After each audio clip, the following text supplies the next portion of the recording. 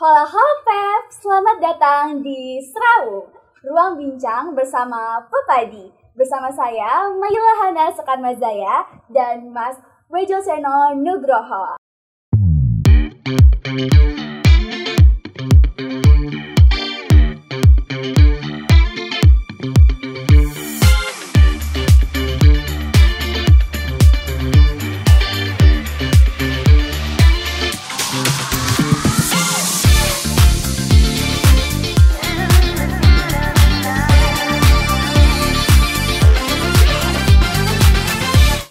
Jadi pada episode kali ini kita kedatangan seorang tamu late IP muda dari studio yang diproduksi ini oleh Games Indonesia gitu. Nah, sebelum itu kita kenal-kenal dulu nih sama beliau. Nah, jadi beliau ini telah aktif lama di dunia games yang dimana berkaitan dengan budaya Nusantara. Nah, udah ada keyword nih, wayang dan games, dan ini pastinya bakal relate banget sama pemuda kita atau Gen Z pada zaman sekarang. Dengan bangga, Mbak Ninoy Kiling atau akrab disapa oleh Mbak Ninoy. Iya, terima kasih. Halo. Halo Mbak Ninoy. Mbak Ninoy, dari sekian banyak profesi, Anda lebih bangga disebut sebagai apa sebenarnya? Sebenarnya ini juga pertanyaan yang dilontarkan oleh bos saya, Mas Ivan.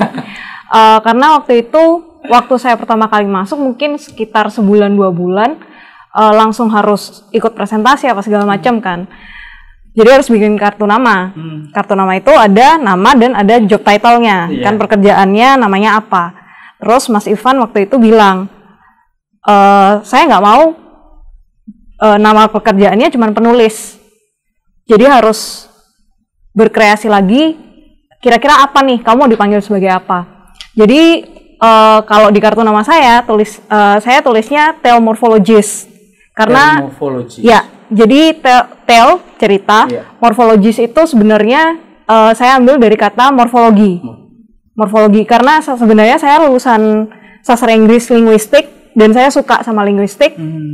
Dan saya rasa saya bisa kayak ngambil sisi itu, gimana caranya mengolah cerita, membentuk cerita, jadi sebuah cerita yang orang tuh bisa relate, orang bisa ngerti, orang bisa suka gitu. Oke, itu menarik banget ya, karena wayang itu kan juga pada hari ini butuh jembatan yang bisa menghubungkan antara generasi dan juga wayang, gitu kan? Nah, sebelum ke sana Mbak, tapi bisa nggak diceritain sedikit tentang Anantarupa Studio?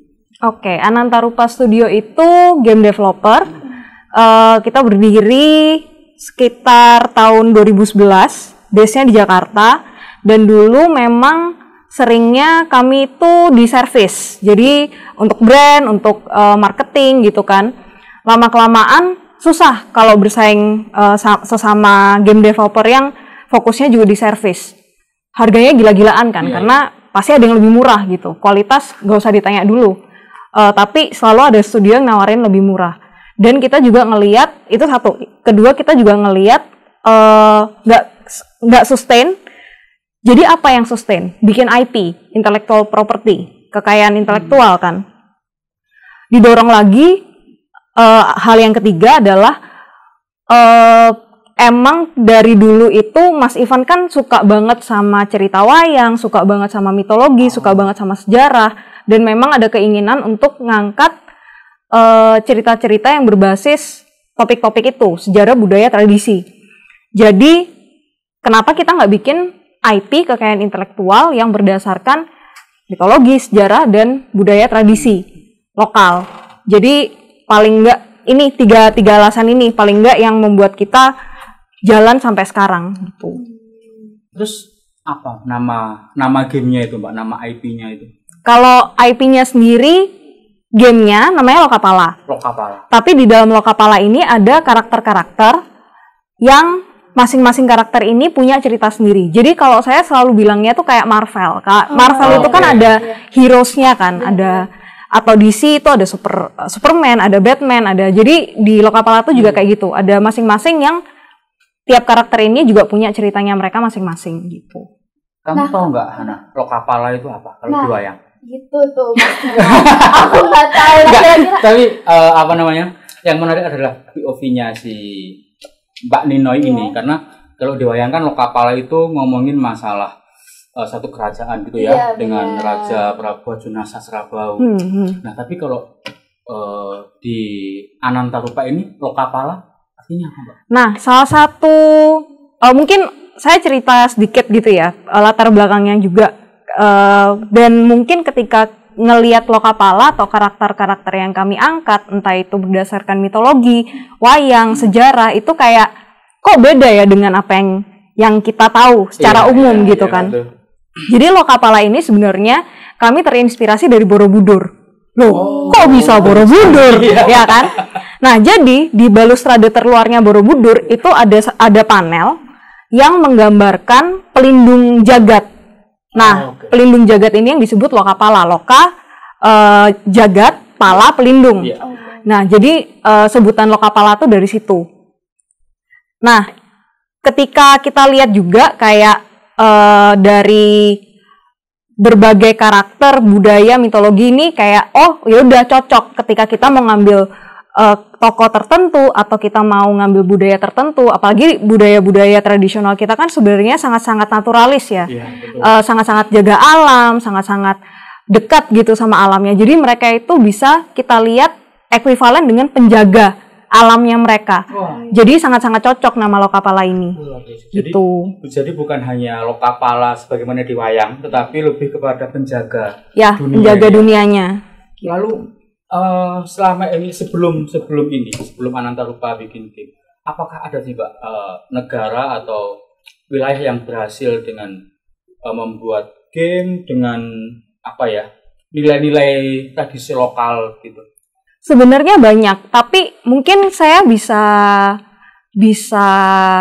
arahkan ini jadi dua hal gitu ya. Jadi satu, untuk yang genre-nya MOBA itu sebenarnya cuman ada 7 judul di dunia. Lokapala salah satunya. Jadi Indonesia punya salah satu dari 7 judul MOBA di dunia. Jadi event Malaysia sebenarnya lagi bikin. Singapura belum bisa bikin. Jadi waktu itu pun kayak kami juga sempat dengar kayak ngapain orang Indonesia bikin MOBA? Orang Singapura aja nggak bisa bikin MOBA. Tapi kita bisa. Gitu kan? Luar biasa itu. Terima kasih. Tapi menurut saya juga memang masih banyak hal yang kita perlu perbaiki, perlu improve apa segala macam, karena kita mulainya benar-benar dari nol gitu. Malaysia sekarang lagi ngejar. Nah, terus kalau ngomongin game dengan muatan lokal, itu sebenarnya sangat-sangat banyak. Dan kalau mau dibilang berhasil atau enggak, mereka sangat-sangat berhasil. Salah satu yang mungkin yang top of mind saya, yang paling saya ingat itu gamenya judulnya Genshin Impact. Oh iya, aku juga main tuh. Wow, main nih, anak gendam Impact. Kalau aku mainnya Tetris. Nah, tadi kan Mbak Nino sempat nyinggung kata MOBA ya. Nah, pasti di sini ada penonton Gen Z nih. Kira-kira MOBA itu apa sih artinya? Jadi kalau MOBA sendiri itu singkatan kepanjangannya adalah multiplayer online battle arena. Jadi multiplayer ada banyak gitu ya, ada banyak playernya di dalam satu arena. Nah, biasanya 5 lawan 5. Terus itu sih basically. Jadi emang mainnya 5 lawan 5. Mereka kayak satu pertandingan, siapa yang menang udah selesai gitu. Oke. Kalau yang saya tahu ya, saya kan juga awam tentang game, artinya nggak terlalu anak game banget lah. Tetapi kan selama ini yang saya tahu kan Jepang ya, yang sering banget dia bikin manga, dia bikin game, bikin animasi, dan itu juga berangkat dari budaya lokalnya mereka. Betul. Gini, Kage Bunshin no Jutsu itu sebenarnya sama dengan jurus 1000 bayangannya Gatot Kaca. Kalau tapi kenapa di Jepang kok bisa lebih itu ya, lebih gampang tersampaikan gitu ya maksud saya. Apakah Lokapala ini juga berupaya untuk itu? Pastinya Jepang, Korea, Cina. Kalau mau lebih spesifik lagi, Jepang, Korea, Cina ini memang menurut saya sedang gencar-gencarnya untuk memakai aspek-aspek lokalnya mereka gitu ya, untuk dimasukkan ke dalam media populer mereka.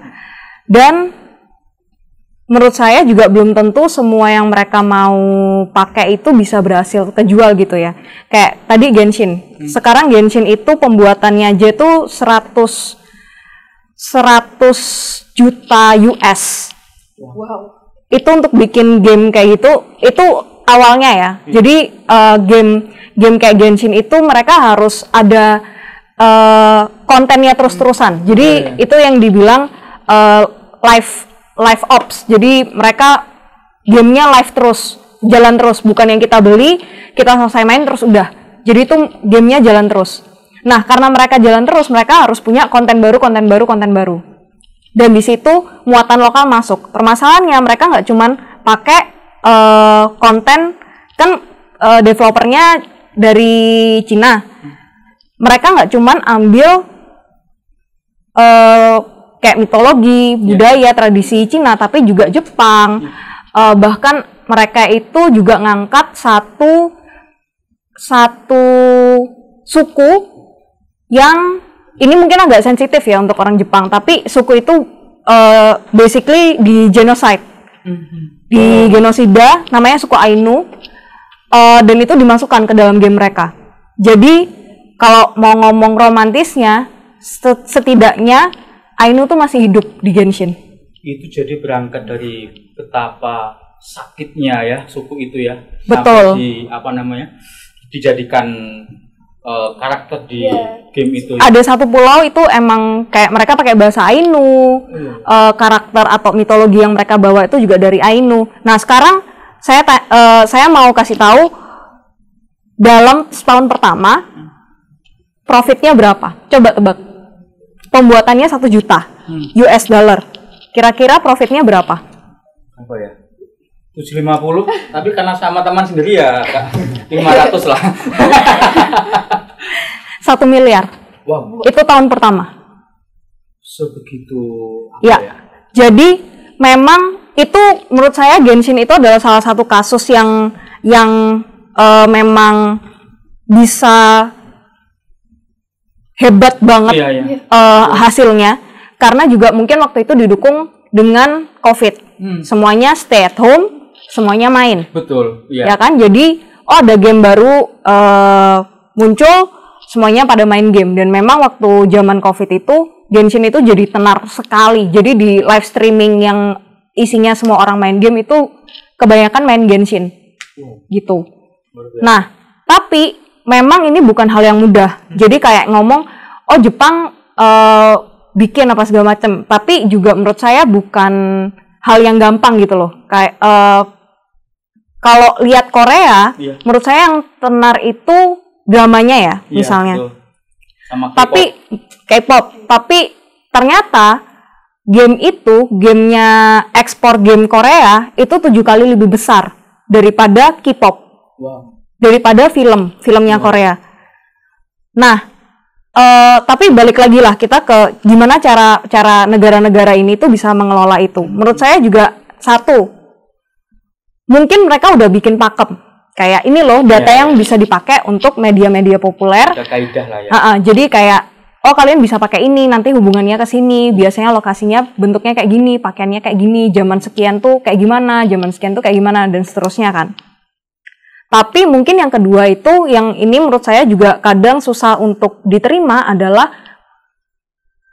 kompromi dengan pakem. Dengan tradisi maksudnya? Yes. Okay. Dan ini juga waktu itu saya sempat ngobrol juga dengan salah satu studio lokal. Mereka itu garap banyak sekali film dari luar, jadi kayak bikin konsepnya, visualnya gitu. Terus waktu itu kami bikin acara talk show, ada yang tanya, visual khas Indonesia itu seperti apa? Ya kan? Terus beliau jawab, namanya Ko Chris Lee. Kok Chris ini jawab, ya kalau bisa jangan ada pakemnya. Oke. Karena kalau dipakemin itu malah ngelimit. Jadi terbatas ya. Jadi terbatas gitu. Apa yang kita bilang Indonesia itu mestinya bukan cuman ngelihat dari visualnya doang, tapi esensi dari visualnya itu apa yang bikin itu Indonesia. Dan itu yang lebih penting daripada matanya harus demikian. Matanya harus demikian, tangannya harus demikian, dan seterusnya. Jadi esensi di balik visualnya itu apa? Pilihan-pilihan, kenapa pilihan warna tertentu, style tertentu, itu ada kenapa? Kenapanya ini yang lebih penting daripada cuman visualnya aja. Gitu. Dan Mbak Ninoy, aku pengen ngomong ya sama Hana juga.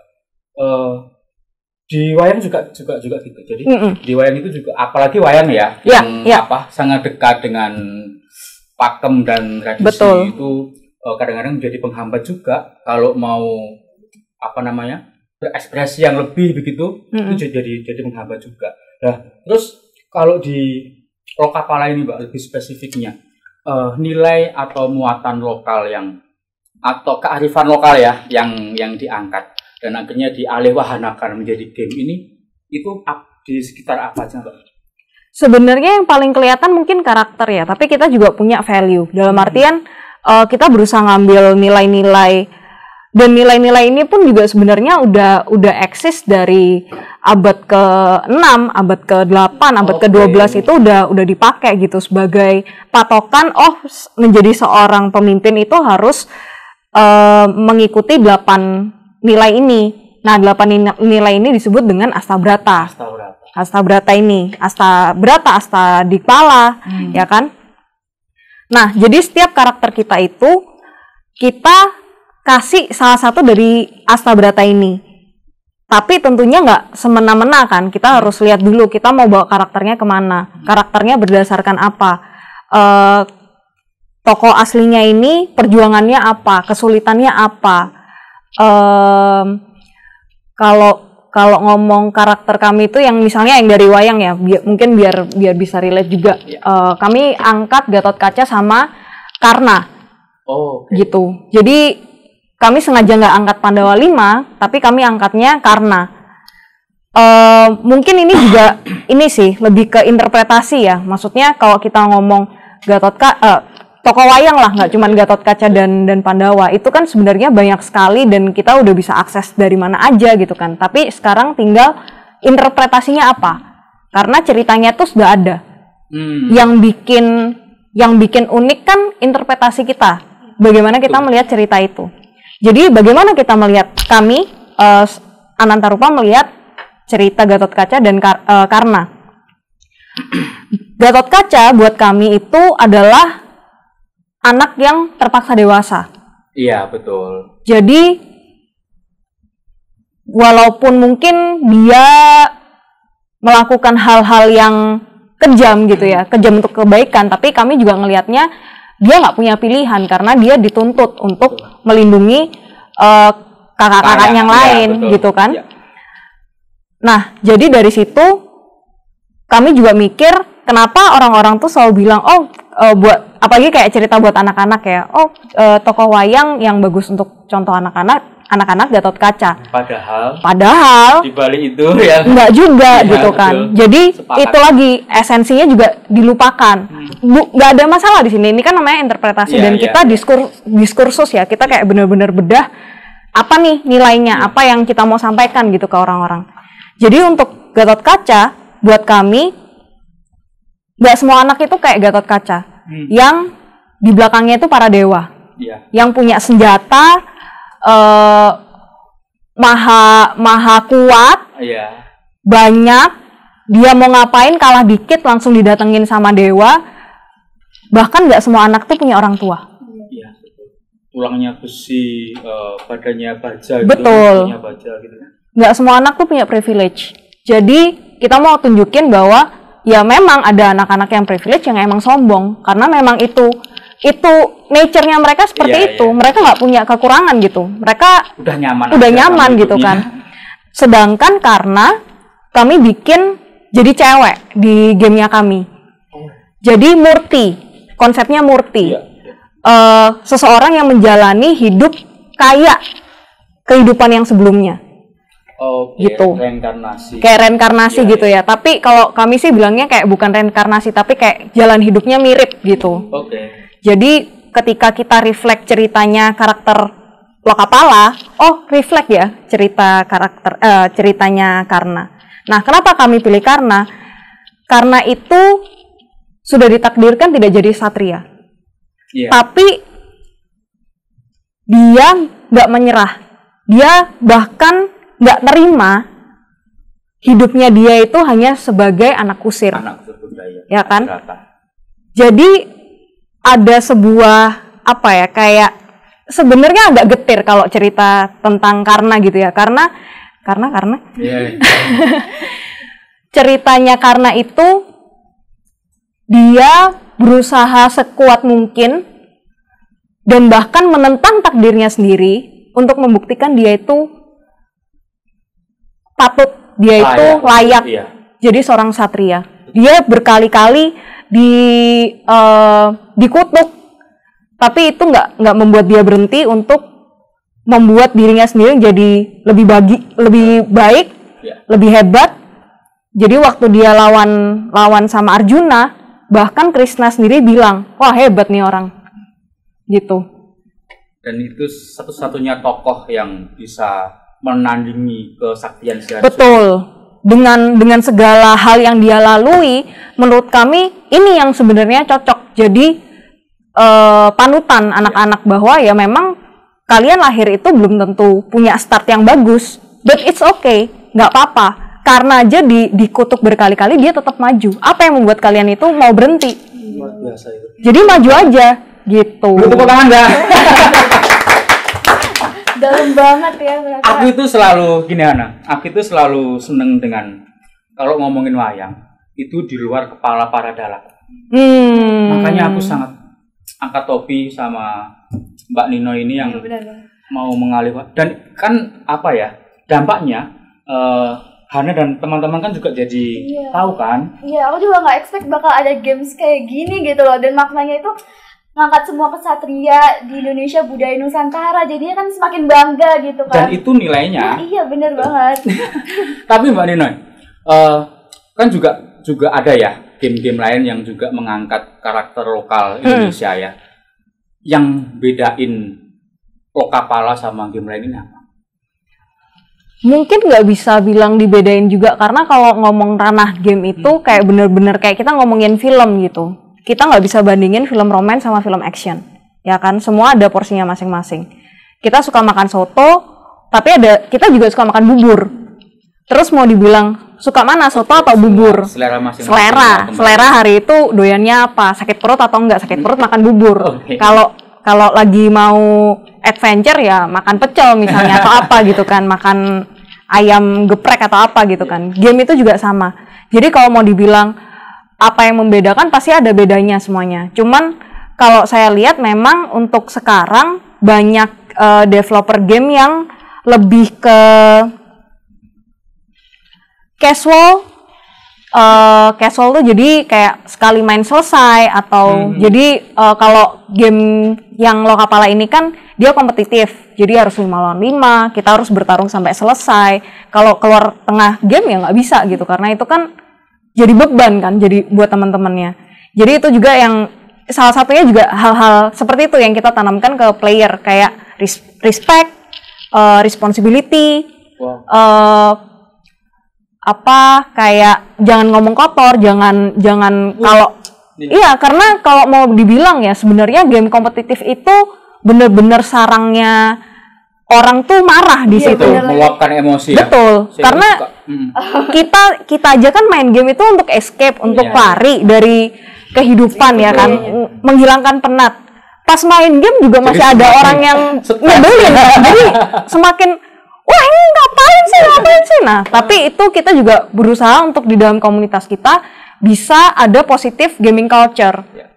Ya berdasarkan 8 nilai kepemimpinan itu tadi. Gitu. Jadi patokan kita selalu ke Astabrata, selalu balik ke Astabrata gitu. Hana, kamu tapi pernah nggak main game sambil emosi gitu? Wah, anduk gitu. Kata baru. Iya. Kalau aku sendiri tuh sebenarnya kalau main games tuh enggak sampai kayak gitu. Gitu ya? Kan teman-teman aku ya, apalagi kalau di sekolah tuh ramai banget kata-kata semua keluar gitu. Nah, Mbak Nina, aku penasaran nih, kan aku juga main Genshin nih. Iya. Nah, teman-teman aku tuh bilang kalau Genshin itu tuh bukan dari Cina, dari Jepang gitu. Padahal tuh di Genshin tuh ada budaya Cina juga gitu loh yang Betul. dikenalkan. Tapi gimana sih cara lo kepala tuh ngenalin kalau ini game dari Indonesia loh, bukan dari Jepang gitu. Soalnya tuh teman-teman aku tuh ya, kalau lihat game tuh yang kayak luarnya aja, dalamnya tuh nggak diliatin gitu. Jadi kayak mereka main-main aja gitu. Karena kan aku lihat juga lo kepala tuh kayak ada vibe Jepang-Jepangnya gitu. Nah, cara lo kepala mempertahankan bahwa ini games Indonesia tuh gimana sih? Sebenarnya itu agak, mau dibilang agak susah juga enggak juga, karena sebenarnya kami itu selalu berusaha untuk menyematkan elemen-elemen Indonesianya. Jadi misalnya ada satu karakter kami itu namanya Nanjan. Nanjan ini dari budaya Dayak. Kami gabungkan, disebutnya tuh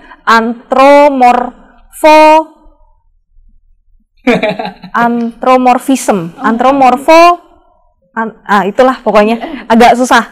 Pokoknya intinya menggabungkan gimana caranya satu kebudayaan ini bertransformasi menjadi sebuah karakter. Nah, jadilah dari kebudayaan Dayak Iban, Dayak Ngaju, kami jadikan Nanjan. Nah, di situ ada tato-tatonya. Dia pakai aksesoris kepala, dia bawa pedang, dia bawa tameng di tangannya dia, dan itu semua kami juga harus riset tatonya yang cocok tuh seperti apa, kegunaannya untuk apa, ukiran di tamengnya itu cocoknya yang mana untuk karakter ini, untuk penggunaan kayak aksesoris kepala pun kita juga harus lihat gitu, yang memang boleh dipergunakan untuk karakter yang kita maksudkan ini, itu yang seperti apa, dan seterusnya gitu-gitu. Jadi kalau mau bilang masa Indonesia itu juga banyak ya, kayak betul. Kadang kita juga kecampur sama Malaysia, kadang kita juga kecampur sama bahkan Thailand. Maksudnya kan kinara-kinara juga ada di Thailand. Jadi ya sebenarnya memang kita nggak bisa kayak terlalu saklek, harus bentuknya misalnya kayak arca gitu ya. Orang juga nggak akan nggak bisa berubah gitu ya. Iya, arca itu kan. Orang juga nggak akan relate gitu. Maksudnya sekarang aja mungkin anak-anak juga nggak ada yang ke museum gitu. Nah, tapi ini juga, nih balik lagi kayak gimana cara kayak Jepang gitu mentransformasi muatan lokalnya menjadi suatu hal yang populer. Kalau kita lihat di Gundam, itu sebenarnya dia ada bentuknya di sini. Itu tuh sebenarnya Gundam itu sendiri dari ngambilnya dari sumo. Oh, oke. Jadi ininya tuh chonmage itu kayak cepolannya sumo itu. Betul. Jadi kayak gitu. Padahal itu kan robot ya. Kayak kalau nggak di point out, kalau kita nggak tunjuk mungkin juga nggak ngerti. Tapi ya memang begitu caranya, mau nggak mau.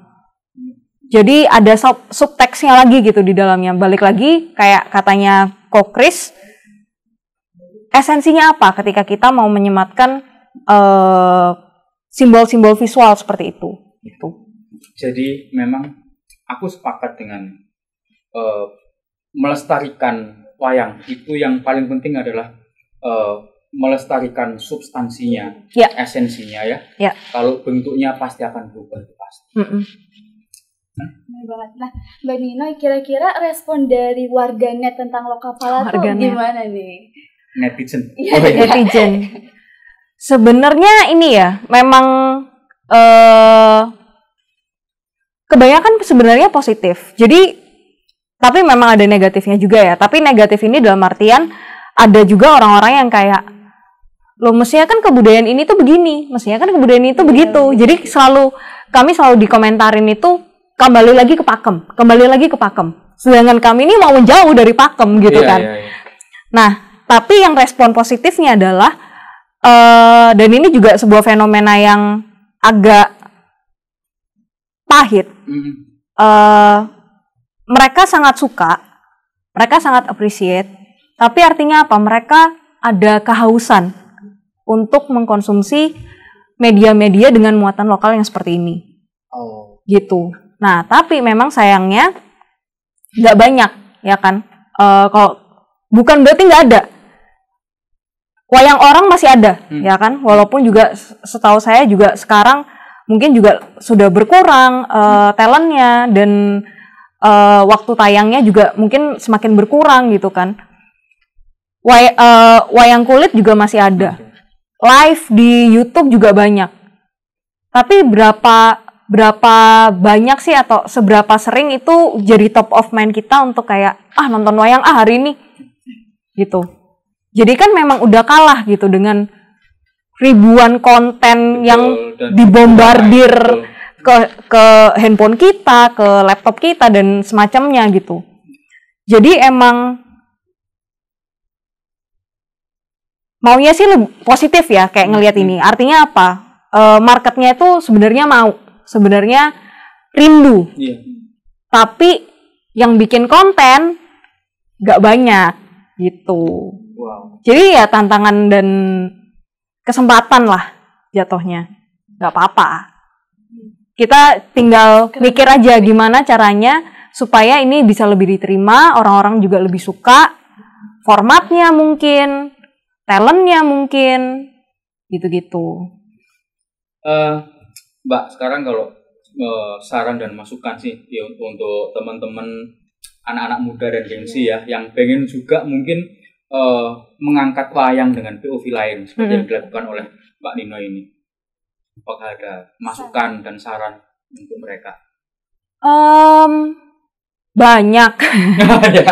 Soalnya gini, saya tahu ya sebenarnya kayak kalau ngomong penulis mungkin banyak yang udah mulai kayak mau menggabungkan cerita wayang jadi lebih modern, tapi cuman bisa nulis. Yang suka gambar misalnya bikin komik tapi nggak tahu ceritanya gitu kan. Jadi yang pertama pasti harus mau riset, harus mau tahu, harus mau baca sendiri, harus mau membedah sendiri ini ceritanya seperti apa, kenapa tindakan-tindakan ini yang dilakukan, kenapa sebutannya seperti ini, seperti itu. Jadi harus mau explore cerita wayang ini seperti apa, kenapa harus begini, kenapa harus begitu, kenapa enggak begini, kenapa enggak begitu. Terus yang kedua, ketika kita udah berkarya, kita udah coba, limitasinya itu jangan dijadikan batu stop, jangan dijadikan lampu merah, tapi cari lagi orang yang mau kolaborasi. Jadi yang susah menurut saya juga, yang susah di Indonesia itu adalah karyaku mau jadi punya aku doang. Tapi mungkin ya kadang juga dimengerti dalam artian kadang juga ada orang yang mau curi kan. Ya ini ceritanya dia berhasil nge-twist cerita wayang bagus nih, ya udah aku ambil aja. Tapi nggak dikredit. Jadi nyolong ide gitu. Jadi harus mau kolaborasi. Karena kalau saya lihat juga kayak di kebudayaan-kebudayaan lain ya, sepanjang sejarah, pada akhirnya nanti kadang orang juga bakal lupa gitu loh siapa yang nulis, siapa apa segala macam. Yang paling populer, yang paling kena di hati masyarakat itu yang bakal menang, itu yang bakal diingat untuk dekade seabad seterusnya gitu. So it's okay gitu. Yang penting kita mulai dulu. Kalau emang cerita kita bagus, cerita kita yakin ceritanya menjual, jangan takut mulai gitu. Jangan takut kolaborasi, tapi juga jangan nyolong. Gitu. Karena ini harus kan jujur ya. Harus jujur, maksudnya ini kan effort bareng-bareng gitu. Kalau emang ide ceritanya bukan dari kita, tapi kita juga percaya cerita ini bagus, ya didukung gitu. Jangan dicuri. Karena biasanya kayak gitu. Mentalitinya mentalitasnya. Sepakat. Dan ternyata memang ini ya, nggak ada yang abadi selain perubahan. Jadi kalaupun hari ini wayang juga sedang berproses untuk menjadi sesuatu, aku yakin Hana, di setiap zaman ini akan ada bahasa-bahasa baru untuk wayang. Bagaimana nilai-nilai itu bisa dapat diterima dan dihayati lagi oleh anak-anak generasinya. Jadi makasih Mbak Nina. Terima kasih banget. Dapat insight banyak ya Hana. Iya, aku juga seneng banget sebagai mewakili para Gen Z gitu, apalagi tentang games itu relate banget sama generasi muda sekarang. Tapi Mas Rino sayang banget kita udah sampai closing. Jadi terima kasih banyak yang sudah menonton tayangan kali ini. Jangan lupa like jika kalian suka, tapi wajib kudu like karena ini bener-bener materi atau pembahasannya tuh seru banget. Apalagi tentang daging semua. Nah, iya daging semua, bener banget. Daging sama selada, wah. Enak itu dimakan. Jangan lupa juga share dan komen dan pastinya subscribe biar gak ketinggalan tayangan atau episode selanjutnya. Baik, sampai jumpa semuanya.